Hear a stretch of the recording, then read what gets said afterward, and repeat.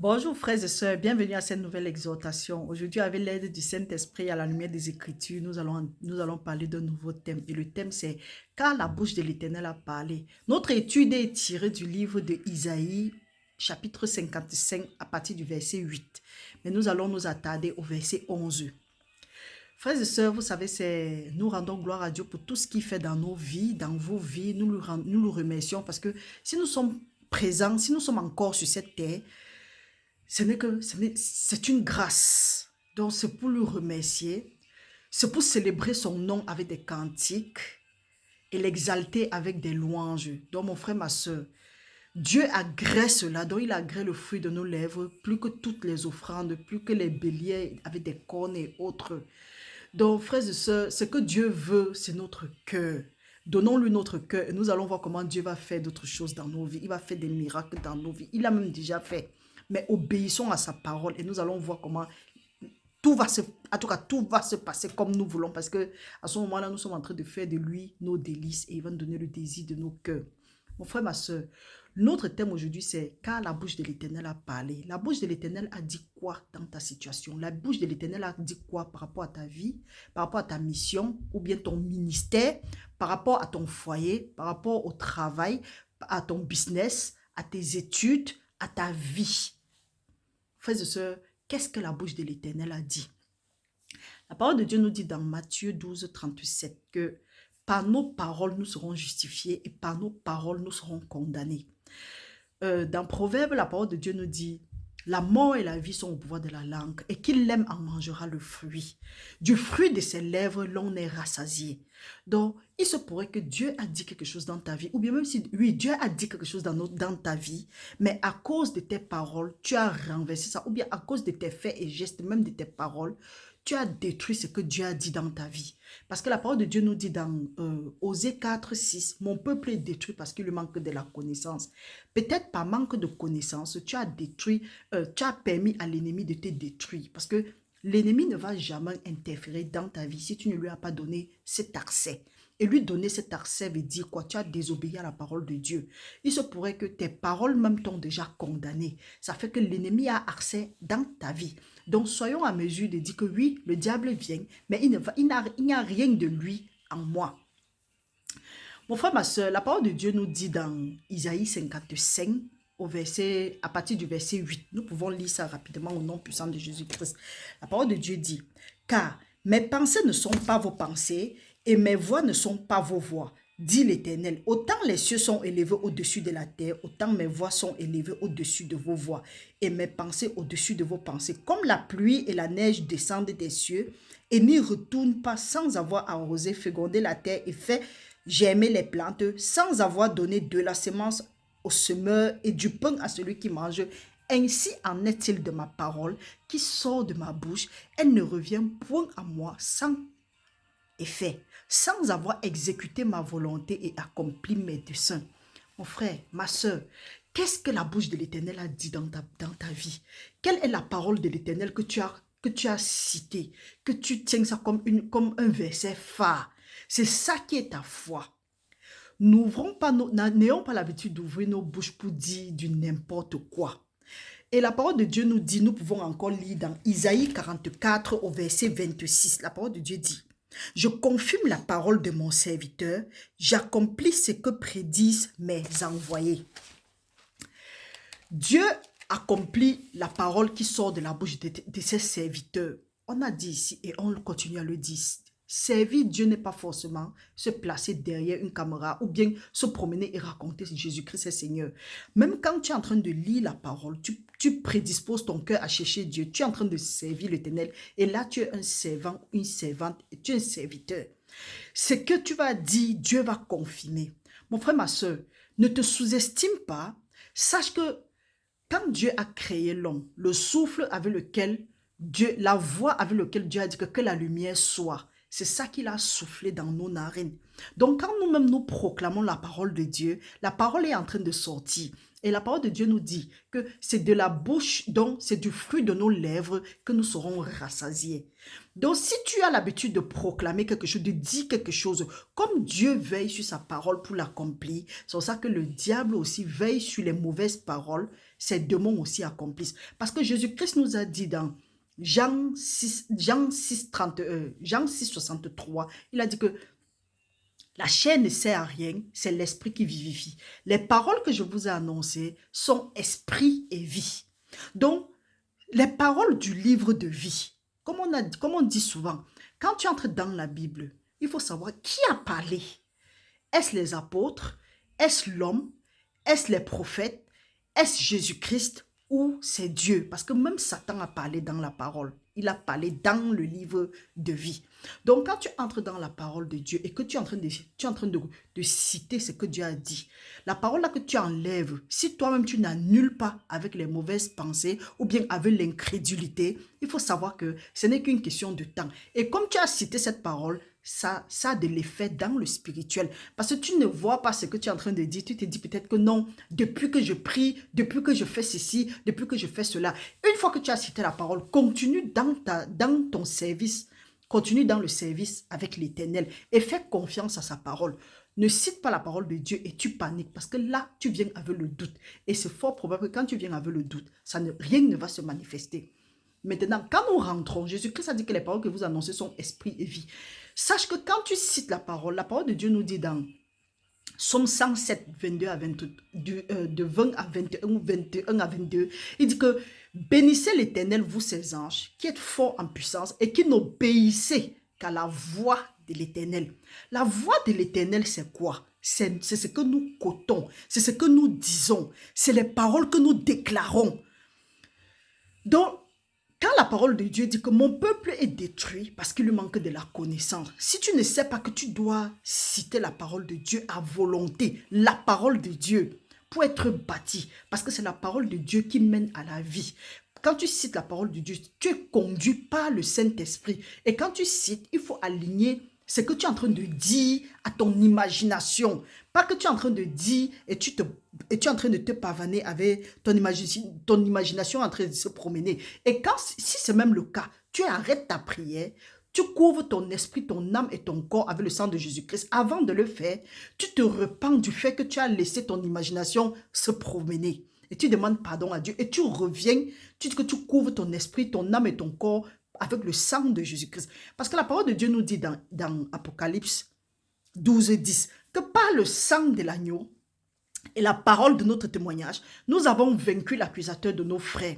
Parce que quand nos paroles sont, quand notre imagination, nous sommes en train de bavader, nous sommes en train de prier, de proclamer, et notre imagination est en train de se promener, l'ennemi il utilise ça pour nous accuser auprès du Père. Et quand il nous accuse, c'est comme la loi de Dieu que nous avons brisée. Et celui-là qui brise un mur sera mordu par le serpent. Donc quand nous brisons cette loi-là, l'ennemi peut maintenant nous affliger. Pourquoi? Parce qu'il sait qu'il a le droit de nous affliger. La parole de Dieu dit que nous prions des lèvres, mais le cœur est éloigné. Et pour ça, Dieu n'est pas content avec ça. Donc, mon frère, ma soeur, quand tu es en train de prier et que tu sens que ton esprit est en train de... ton imagination, tes pensées sont en train de se promener, calme-toi, arrête la prière. Parce que là, ça peut se... Il se pourrait que ta prière de maintenant passe pour une abomination parce que tu n'es pas en train de respecter ce que Dieu dit. Et vous savez ce que Dieu dit. Il dit que quand tu refuses de suivre l'instruction, même ta prière passe pour une abomination.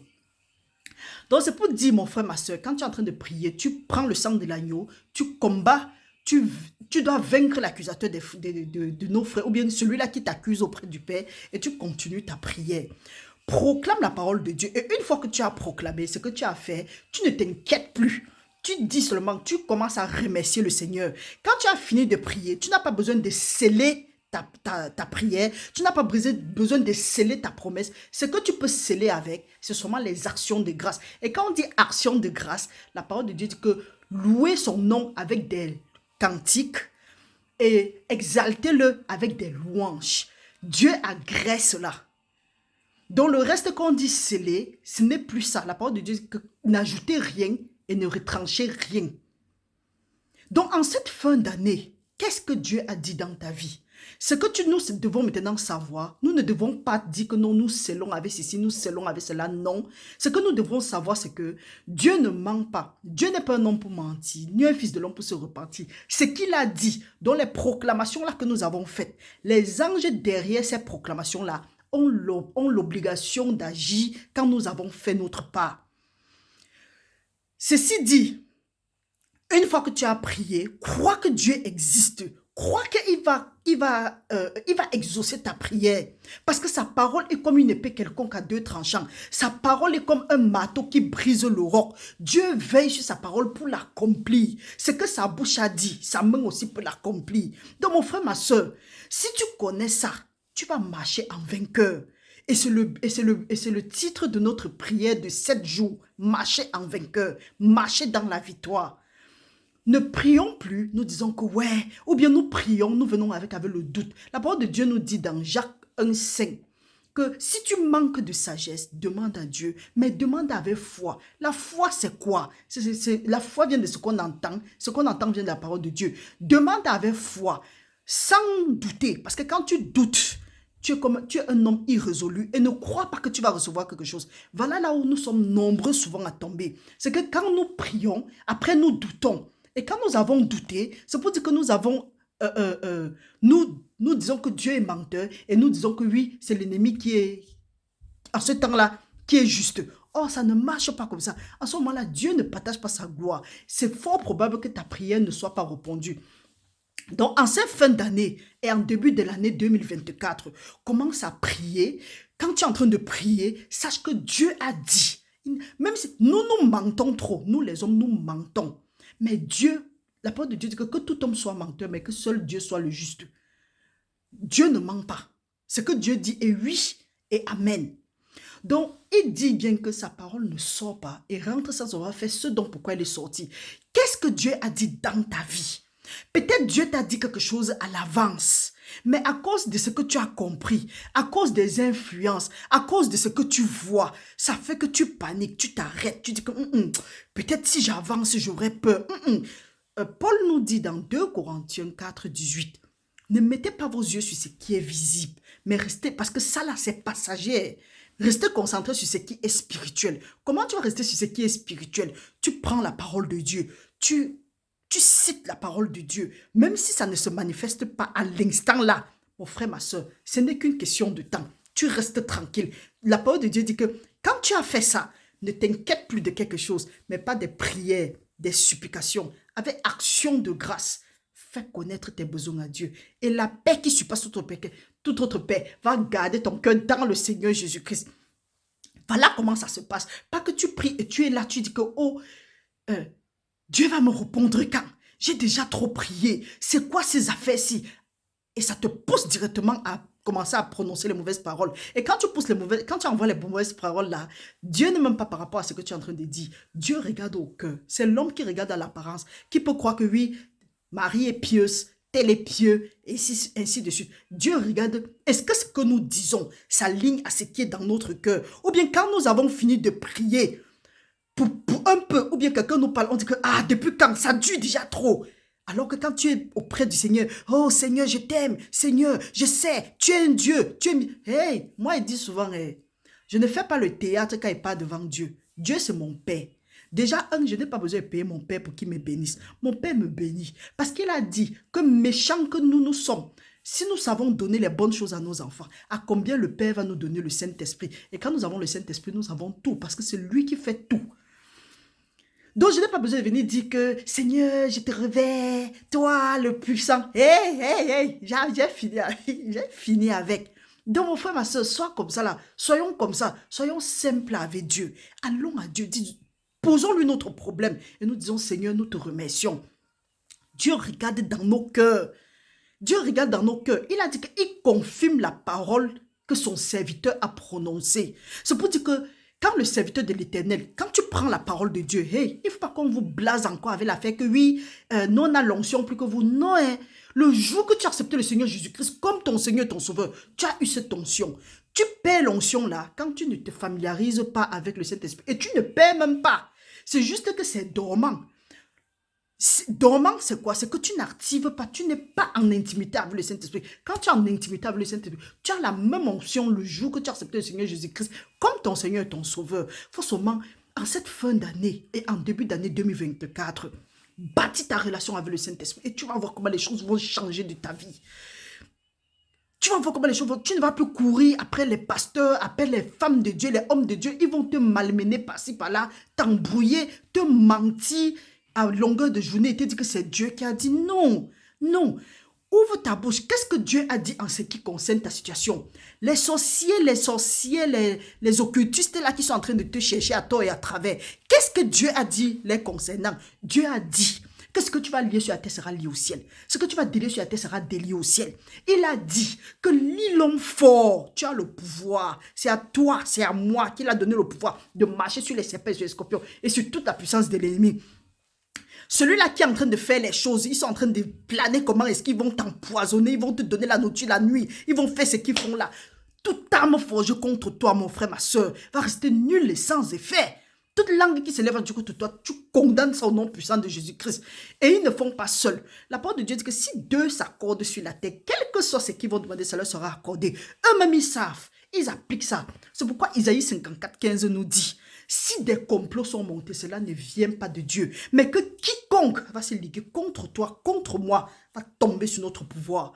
Et avec Dieu, nous allons faire les espoirs. C'est Dieu qui va renverser nos ennemis.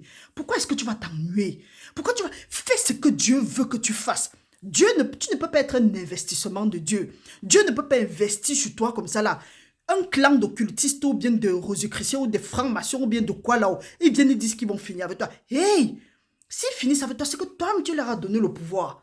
Non. La parole de Dieu dit que quand l'ennemi va venir comme un fleuve, l'esprit de l'Éternel va le mettre en fuite. Oh. Hey, tu es encore en train de douter. La maladie là qui veut t'embrouiller et autres, c'est parce que toi tu lui laisses là. Libère ton cœur. Ne prie plus, tu pars quand dès qu'on t'attaque ou bien dès qu'on te parle, tu dis ah ça va finir quand. Depuis là, tu as fini avec. Libère ton cœur.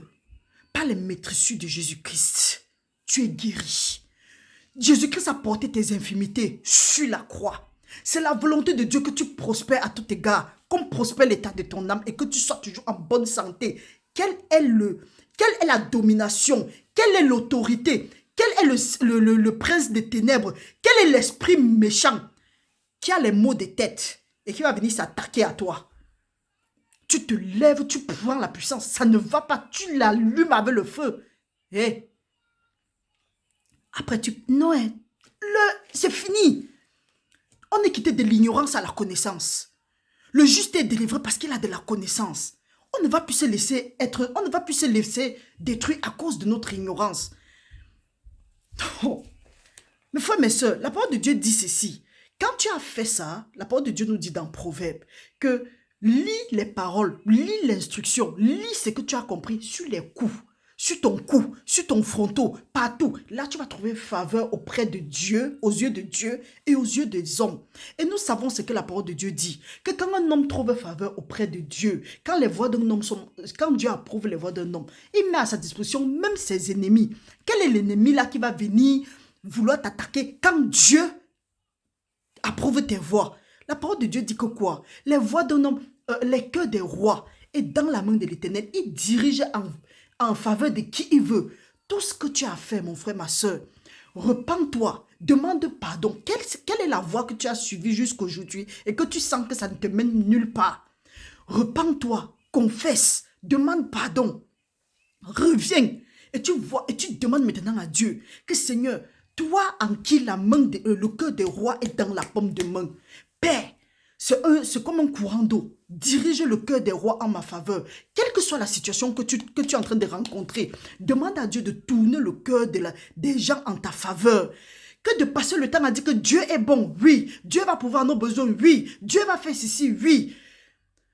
Peut-être toi, tu as été appelé Il y a des gens qui sont appelés, qui sont des instruments, qui doivent être des instruments dans la main de l'évangile, qui doivent être les instruments de l'évangile dans la main de l'Éternel.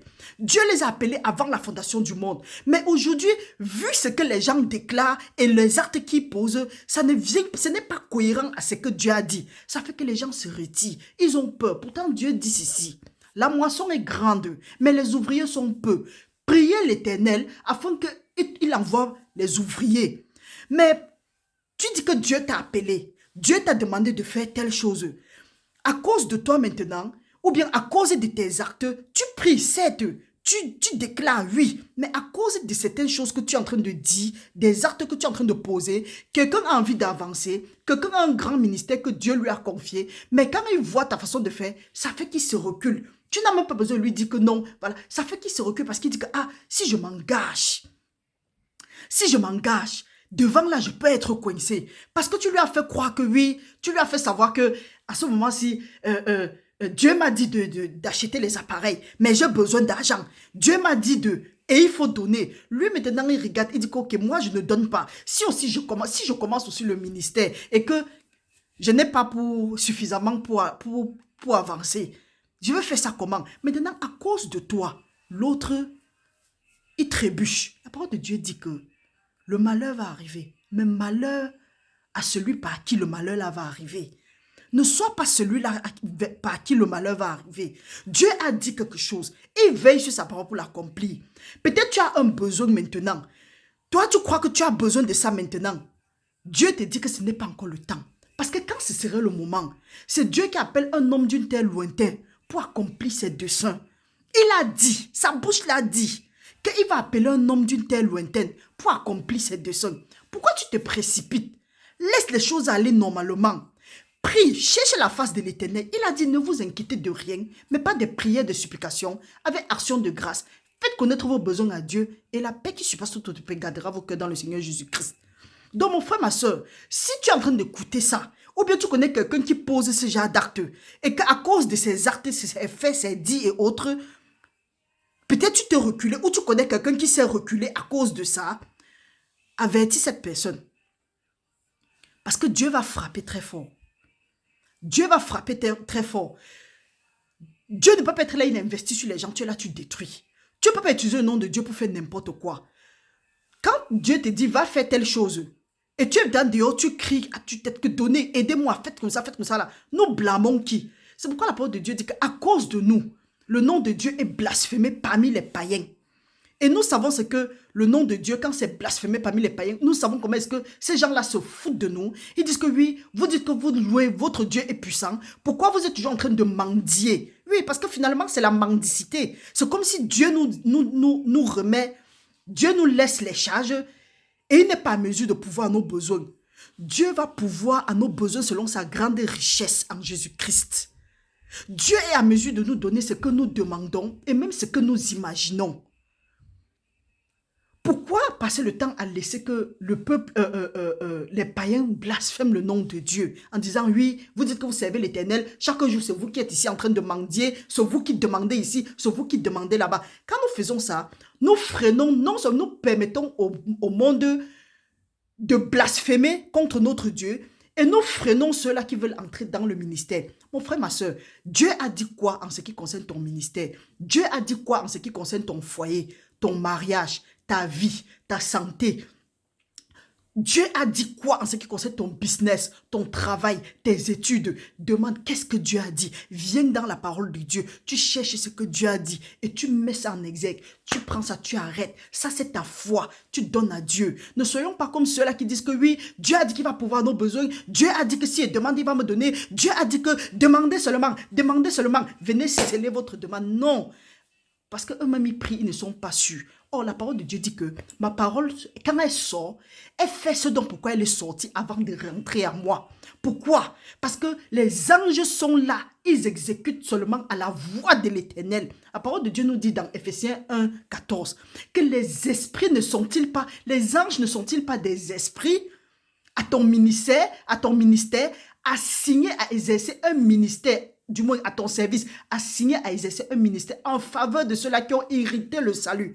Tu as hérité le salut. Dieu te dit alors fais telle chose. Quand Dieu te dit, il a tout mis en place. Il n'a pas besoin que tu te promènes pour demander. Toi, maintenant que Dieu t'a appelé dans le ministère, tu es là, tu doutes, tu ne sais pas. Ou bien Dieu te dit, laisse telle chose. Tu es là, tu fonces sur ça. Dieu te dit, laisse, commence ici. Tu dis que non, tu ne sais pas comment tu vas joindre les deux bouts. Ne doute plus de Dieu, tu vas voir. Et Dieu, fais le premier pas. Est-ce que Dieu peut te faire confiance? Fais le premier pas et tu vas voir comment Dieu va te confier d'autres choses. Donc mon frère, ma soeur, sachant que Dieu est capable de faire plus que ce que nous pouvons lui demander, ce que nous avons à faire, c'est seulement d'exalter Dieu et il va faire le reste. Chaque fois on dit que oui, Dieu a dit que, mais il faut que vous aussi, tu n'as rien à faire. Ok, disons que Paul et Silas, qu'on avait enfermés, je crois que c'était Pierre et Silas, au milieu de la nuit, ils ont commencé à frapper les mains et à louer l'Éternel. S'ils étaient ailleurs, si c'était nos jours, on devait dire que oui, il faut aller appeler telle personne, il faut aller négocier avec telle personne. On n'a pas besoin d'aider Dieu. Faisons notre part. La parole de Dieu ne sort pas et rentre sans avoir fait ce dont pourquoi elle est sortie. La parole de Dieu nous dit, faisons très attention. Et même si nous utilisons le nom de Dieu pour acquérir certaines choses et que Dieu ne nous a pas envoyé, nous croyons que oui, c'est bien. C'est pour glorifier Dieu. Ce n'est pas tout qui glorifie Dieu. Frères et sœurs, ce n'est pas tout qui glorifie Dieu. Il y a des choses qu'on fait, on croit que ça glorifie Dieu, ça ne glorifie pas Dieu. Nous allons prendre un exemple. La parole de Dieu nous dit, allons dans 2 Samuel. Nous allons lire 2 Samuel. Nous allons commencer à partir du verset 12. Donc, ici, là, ça parle de David. David a tué la femme de, je ne sais plus, ou bien son nom c'était de l'Étienne, de Uri, ok, Uri. David a sorti, pas tué, David a sorti la femme de Uri et il a même tué Uri. Nathan, qui était un prophète, est venu lui dire que ce que tu as fait n'a pas plu à Dieu. Dieu va te punir pour ça. David a demandé pardon. Dieu a dit que, ok, je te pardonne.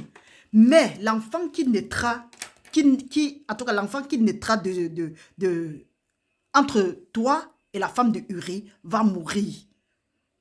L'enfant n'avait rien demandé. L'enfant, nous savons que la parole de Dieu dit que l'enfant, c'est une bénédiction de l'Éternel. Le fruit des entrailles, c'est une bénédiction de l'Éternel.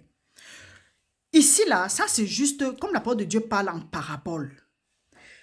Nous pouvons lire. La parole de Dieu nous dit, nous allons lire.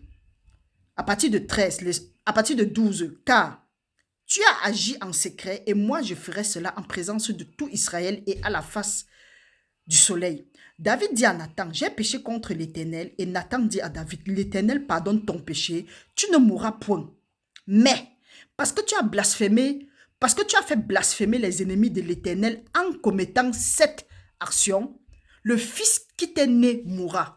Peut-être tu es en train de te promener à cause peut-être de quelque chose que tu te dis que Dieu t'a mis à cœur de faire, alors que Dieu ne t'a pas mis à cœur de faire. Si Dieu te met à cœur de faire ça, il va appeler les hommes d'une telle lointaine. Il va même tourner le cœur des gens en ta faveur pour que tu accomplisses ça. Parce que tu ne peux pas envoyer l'enfant te prendre du pain à la boutique et il arrive devant la boutique, il fait la manche. Parce que c'est la même chose que quand nous disons que oui, Dieu nous a demandé de faire telle chose et on commence à demander les dîmes, les offrandes par-ci par-là.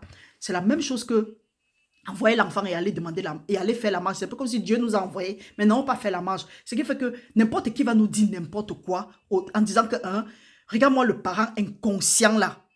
La parole de Dieu dit que parce que tu as fait ça, tu as permis aux ennemis de Dieu de blasphémer contre Dieu, l'enfant qui est né va mourir.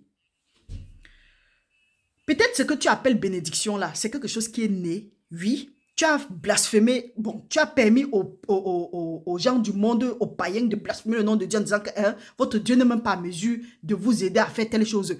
On t'a donné ce que tu demandais.